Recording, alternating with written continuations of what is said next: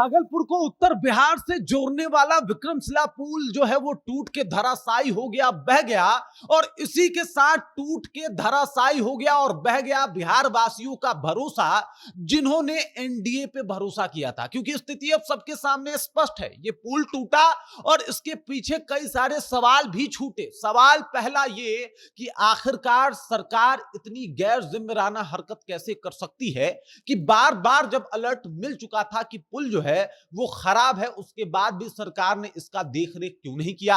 सवाल नंबर दूसरा कि जब एसपी सिंगला की कंपनी को यह दिया गया था कि इसके समानांतर जो है एक और पुल का निर्माण करवाना है, जिसका निर्माण जो है वो 4 साल में पूरा करवाना था, आज से 4 साल पहले जो है वो जिम्मा दिया गया था और 4 साल बीत गए साहब, नींव तक नहीं दिया गया है। आखिरकार इसके लिए कौन जिम्मेदार। और एक सवाल लोगों के मन में आता है कि भाई साहब अब जो है वो नाव से लोग आ जा रहे हैं, अगर नाव पलटी, लोग और तमाम उनका जान माल का नुकसान हुआ तो इसके पीछे कौन जिम्मेदार होगा। क्या सरकार कि लापरवाही इसकी सबसे बड़ी जिम्मेदारी का कारण नहीं बनेगा।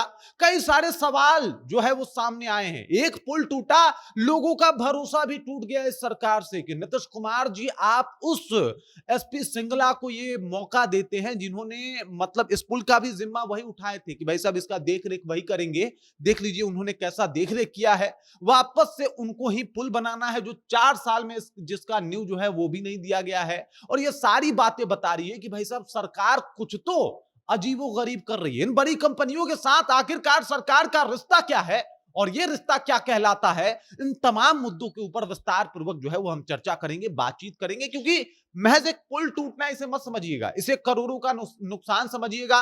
अगर किसी को कोई समस्या हो रही है तो समस्या का कारण समझिएगा और समझिएगा कि सरकार जिसके ऊपर आप भरोसा किए 2025 में इनको जो है वो मौका दिए और मौका देने के बाद इनकी मौका परस्ती भी जल्दी ही सामने आ गई। पूरी कहानी क्या है चलिए इसको विस्तार पूर्वक समझते हैं, जानते हैं। लेकिन उससे पहले मेरा परिचय जान लीजिए। मेरा नाम है रजत और आप जनता जंक्शन देख रहे हैं। सबसे पहले इन तस्वीरों को देखिए साहब, ये तस्वीर देखिए आप, ये तस्वीर इस तरीके से लोग जो है वो आवागमन कर रहे हैं। इस तरीके से जो है वो इस पार से उस पार लोग जा रहे हैं। बेगूसराय वाले या फिर उधर वाले जो भी हैं, उत्तर भारत वाले जो भागलपुर आना चाह रहे हैं, उत्तर बिहार वाले, वो इस तरीके से आ रहे हैं। ये देख लीजिए ओवरलोडेड नाव है। अगर ये पलटा और इसके वजह से एक दो लोग भी इसके जद में आ गए तो फिर क्या होगा और इसका जिम्मेदारी कौन लेगा। साहब सरकार को लेना पड़ेगा। अब क्यों लेना पड़ेगा ये भी बता देता हूं। आज से 4 साल पूर्व ये देख लीजिए 4 लेन पुल का निर्माण कार्य बरसात के बाद शुरू होगा। विक्रमशिला सेतु के समानांतर एजेंसी को 4 साल में बनाना है पुल। बनने के बाद 10 साल तक रख रखाव की जिम्मेदारी भी। ये कितने साल पहले का खबर है, 4 साल पहले का खबर है। और अब तक ये पुल बन के निर्माण हो जाना चाहिए था, जिस पुल का अभी तक उद्घाटन भी नहीं हुआ है साहब। वो पुल बना ही नहीं है और उससे पहले विक्रमशिला जो है ये देख सकते हैं किस तरीके से धंस गया है, किस तरीके से ये लगभग 35 मीटर हिस्सा जो है वो गंगा में प्रवाहित हो गया। इस तरीके का माहौल बना हुआ है। और ये तमाम तस्वीरें बता रही है कि भाई साहब ये सिर्फ नाकामी नहीं है, ये नाकामी नहीं है बल्कि ये सरकार कहीं ना कहीं उनके गलत नीतियों का परिणाम है जो लोगों के सामने है। इंजीनियर को सस्पेंड कर दिया गया। मैं भी सोचता हूं कि भाई साहब इंजीनियरों को तो छोड़ना नहीं चाहिए, लेकिन ऐसे कंपनियों को भी ब्लैकलिस्टेड करना चाहिए जिन लोगों ने अभी तक काम शुरू नहीं किया या फिर जो लोग इसका रखरखाव कर रहे थे। कौन कर रहा था इसका रखरखाव? भाई किसी कंपनी को आपने इसका जिम्मा सौंपा होगा, उसका डिटेल्स दीजिए, रखिए सामने।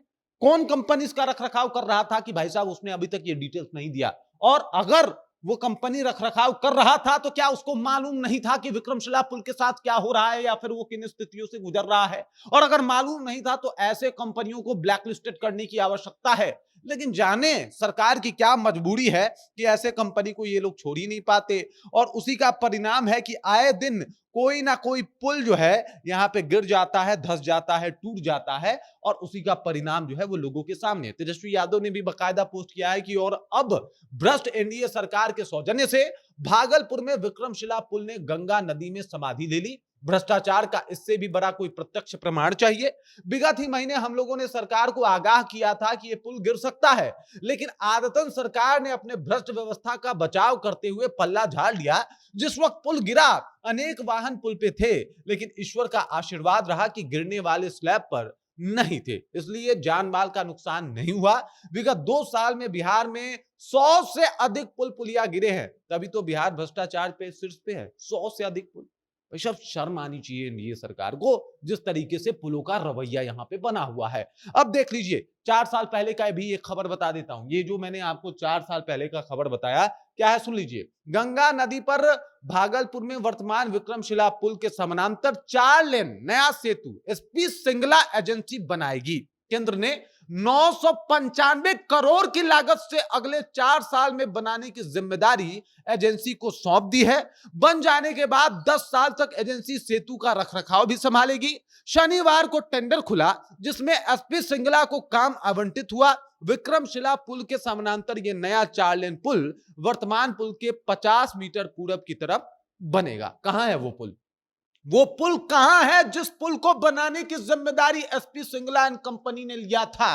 और अगर वो पुल अभी तक बना नहीं है, उस पर काम शुरू नहीं हुआ है, तो क्यों नहीं एसपी सिंगला से ये काम छीन के उनके कंपनी को ब्लैकलिस्टेड किया जाए?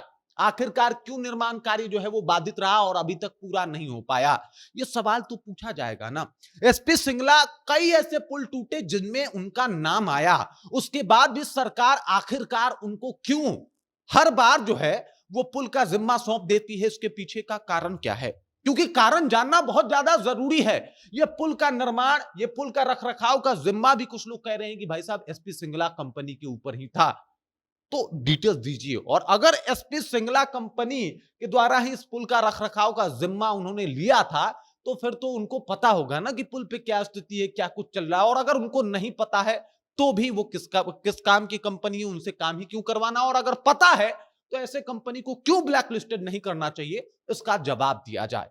क्या सरकार इससे मिली हुई है, इससे जुड़ी हुई है? क्योंकि बहुत बड़ा एक चीज जो है वो सामने आ रहा है। ये जो 35 फुट जो है वो पुल टूटा है, ये सीधे तौर पे ये पुल नहीं टूटा है साहब। ये जनता का भरोसा टूटा है जो उन्होंने सरकार पे किया, इस बार भी किया। मतलब 99 पुल टूट जाने के बाद भी किया। ये 100वां पुल जो है उनके भरोसे को भी एकदम से दलका गया, उसे भी गिरा गया। सवाल तो पूछे जाएंगे, वही कंपनी क्यों? एसपी सिंगला की कंपनी क्यों? और दूसरा सवाल, ये पुल कैसे टूटा? जब बार बार आगाह किया गया, उसके बाद भी इस पुल का देखरेख क्यों नहीं हुआ? सवाल इसलिए भी ये लाजमी है क्योंकि ये पुल जो टूटा है, इसके वजह से करोड़ों का नुकसान होगा। इसके वजह से लाखों लोग परेशान होंगे, क्योंकि उन लाखों लोगों के पास चॉपर नहीं है। वो विमान में बैठ के सम्राट चौधरी और उनके मंत्रियों की तरह उड़ के दूसरे साइड नहीं जा सकते। और मजे की बात यह कि जिस तरीके से वो आ रहे हैं, वो सब कुछ खतरे से भरा हुआ है। अगर ये नाव पलटी, सम्राट जी, फिर सोचिए, ये नए नवेले आप मुख्यमंत्री हैं, फिर किस तरीके से अपने आप को रिप्रेजेंट कीजिएगा, या फिर क्या सफाई दीजिएगा इसके ऊपर, या फिर कह दीजिएगा, इससे भी पल्ला झाड़ लीजिएगा और कहिएगा कि इससे तो हमारा कोई लेना देना नहीं है। बड़े सवाल हैं, और ये सवाल इस पुल को लेके है। आपके भी कुछ सवाल हैं तो कमेंट पे पूछिए। सवाल पूछना ही अच्छा लोकतंत्र और बेहतर लोकतंत्र को दिखाता है। ये पुल टूटना सिर्फ पुल टूटना नहीं, भरोसा टूटना है, ये बात बताइए। बाकी इस खबर, इस जानकारी को लेकर आप क्या सोचते हैं, ये भी बताइए। आप देख रहे हैं जनता जंक्शन और मेरा नाम रजत है।